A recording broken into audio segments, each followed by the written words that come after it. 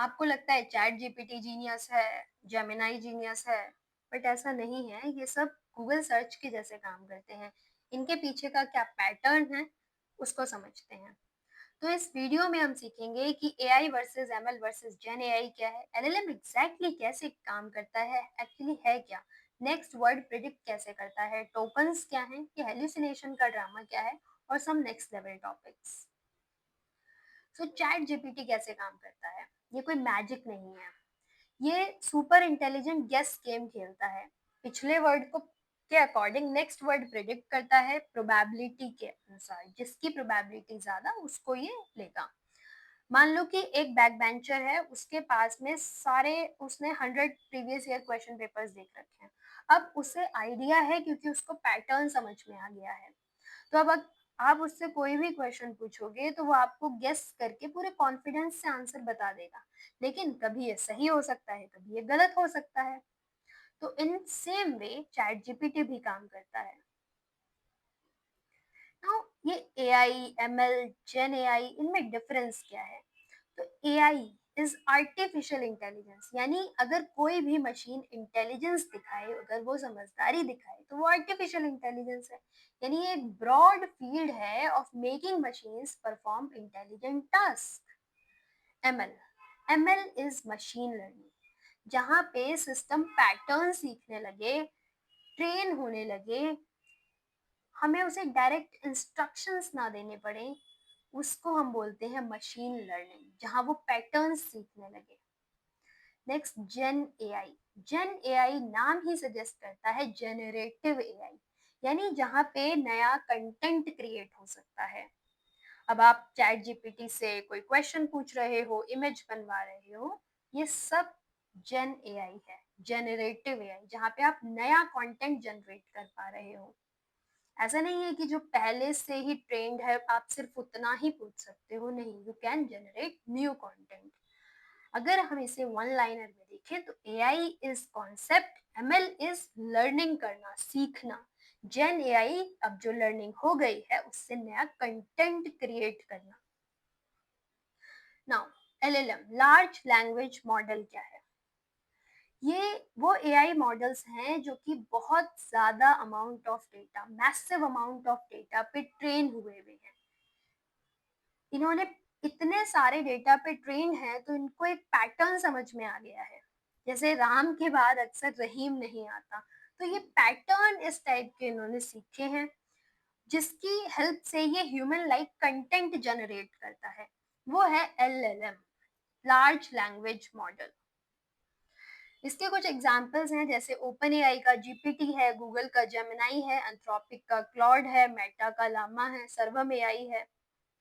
तो ये सब कॉन्सेप्ट तो कहीं ना कहीं सेम ही यूज कर रहे हैं, बट जो ट्रेनिंग डेटा है दैट इज डिफरेंट। नाउ अब एलएलएम, हम उसे प्रॉम्प्ट देते हैं। प्रॉम्प्ट के बाद में वो हमें कैसे रिस्पॉन्स देता है, ये टेक्स्ट को जनरेट कर कैसे करता है, इसके पीछे है नेक्स्ट टोकन प्रिडिक्शन। अब जैसे कि एक सेंटेंस है, आज मौसम डैश है। अब आज मौसम, अब क्योंकि इसने इसके ट्रेनिंग पैटर्न में देखा है कि मौसम के बाद अक्सर या तो बहुत आता है, या ठीक, या खराब, इस टाइप से ये प्रिडिक्ट करेगा कि क्या वर्ड हो सकता है, कौन सा बेटर है, और किसकी प्रोबेबिलिटी ज्यादा है, तो ये वर्ड वहां पे सजेस्ट करता है। तो इस तरीके से नेक्स्ट टोकन या नेक्स्ट वर्ड को प्रिडिक्ट कर रहा है। बट यहाँ पे आई से टोकन, सो ये टोकन है क्या? अब एलएलएम जो है, हम उसे पूरे पूरे सेंटेंसेस दे रहे हैं, पैराग्राफ्स दे रहे हैं, प्रॉम्प्ट दे रहे हैं, तो वो पूरे को एक साथ प्रोसेस नहीं कर सकता। इससे पहले ये क्या करता है, उन सेंटेंसेस को स्मॉल चंक्स में डिवाइड करता है, छोटे छोटे पीसेस में डिवाइड करता है। ये जो स्मॉल चंक्स हैं, स्मॉल पीसेस हैं, इन्हीं को हम कहते हैं टोकन्स। जैसे हेलो वर्ल्ड, तो इसने इसे हेलो वॉर, एलडी, इसमें डिवाइड कर दिया।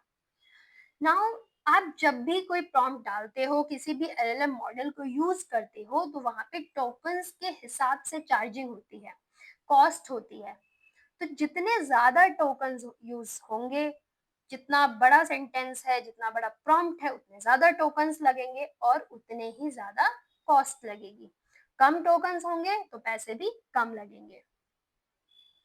अगर हम अप्रॉक्सीमेट टोकन काउंट, यहाँ ये जो एनालॉजी है कि एक इंग्लिश वर्ड में अप्रॉक्स 1 से 2 टोकन्स हो सकते हैं, हिंदी में 2 से 3, इमोजी में 1 टोकन।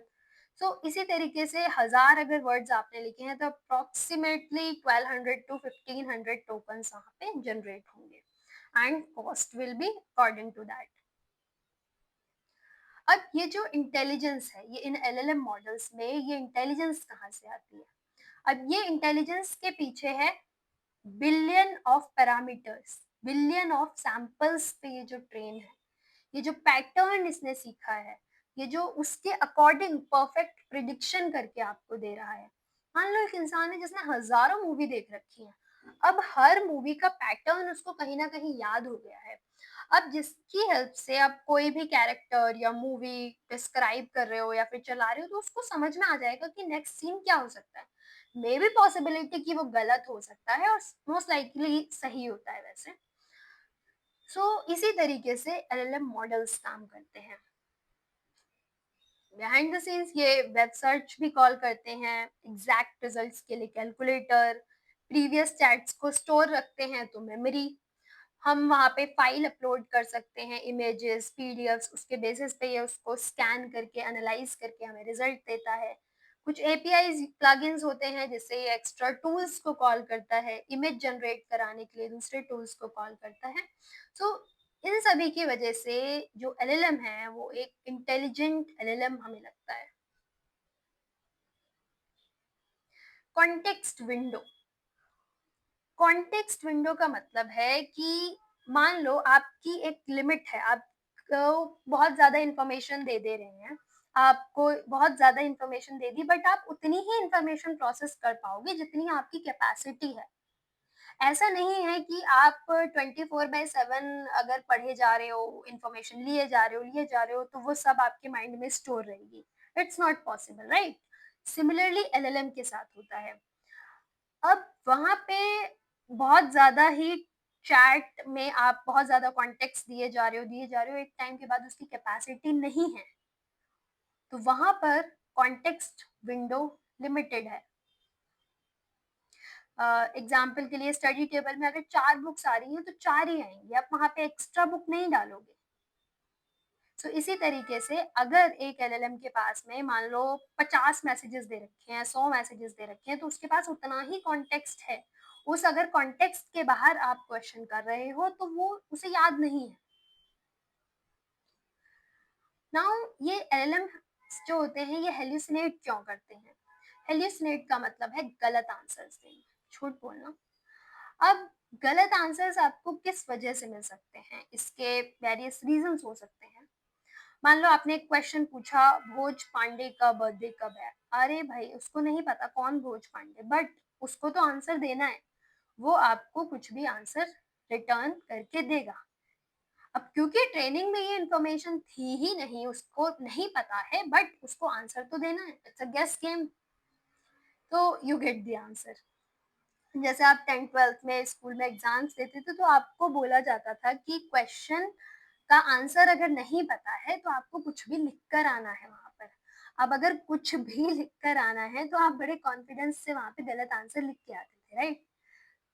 यहाँ पर हेल्यूसिनेशन के क्या रीजंस हो सकते हैं कि वो गलत आंसर दे रहा है? कि इंफॉर्मेशन ही मिसिंग है, ट्रेनिंग डेटा में वो इंफॉर्मेशन कभी थी ही नहीं। अब सेकंड, ये प्रोबेबिलिटी बेस यूज करता है।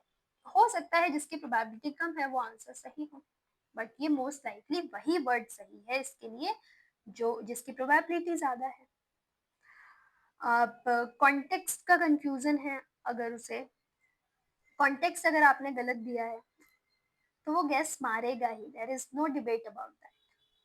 ट्रेनिंग डेटा के इश्यूज हैं। अब ट्रेनिंग डेटा में ही इंफॉर्मेशन गलत थी, आउटडेटेड ट्रेनिंग डेटा है, तो you will get wrong answer. Prompts ही एम्बिगुअस हैं, सही प्रॉम्प्ट नहीं है, that is also a reason of hallucination.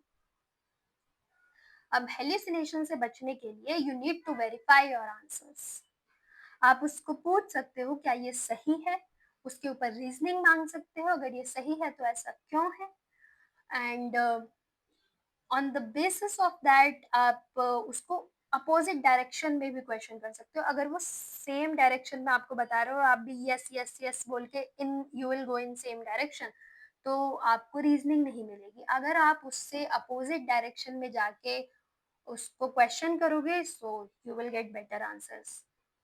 Now critical information के लिए you need to rely on your databases and Google, और कॉन्टेक्स्ट बेटर दो, प्रॉम्प्ट्स बेटर दो, so it's an assistant.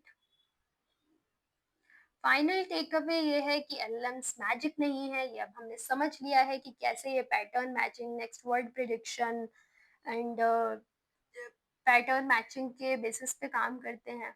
Data को देखते हैं, पैटर्न सीखते हैं, नेक्स्ट वर्ड प्रिडिक्ट करते हैं। That's all, this is all about LLMs. Now, next, we can also learn about RAG, AI agents, fine tuning, LLM optimization that we will see in the next videos. अगर आपको ये समझ में आ गया है तो आप चैट जीपीटी से कुछ एडवांस टास्क करा सकते हो, उसकी लिमिटेशंस को समझ सकते हो।